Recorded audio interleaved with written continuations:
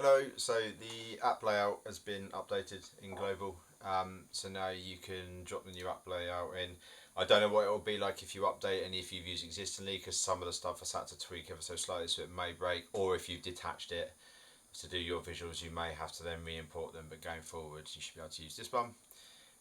So when you import the app layout, we've got the breakpoints. So you've got large, medium, and small.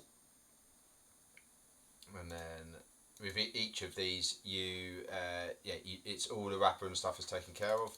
All you need to do is swap your content with this. So this has got the max width of 1260 and stuff applied to it. So you'll design your inner page and then swap this component inside this slot, and then you don't have to worry about updating and maintaining the wrapper. Couple of options on this app layout now. So I've got a toggle to show and hide the footer. We've got the footer down here. You can toggle it on and off.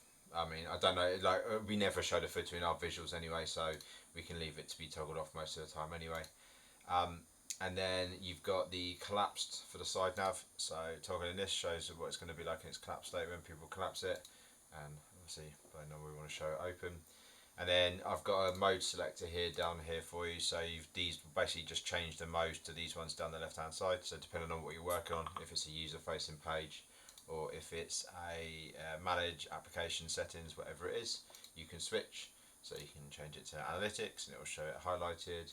You can go to application settings, you can do manage, and then there's also a second level blank screen. So in the example of say, actually I'll use this as an example. So comms planner here has a second like level or like another level down in its navigation for it. Clicking on that obviously goes to swipes across. So if you've add an item that needs that, then you can select any of these items, and then you can turn on the right slot. Turning on the right slot will show the arrow.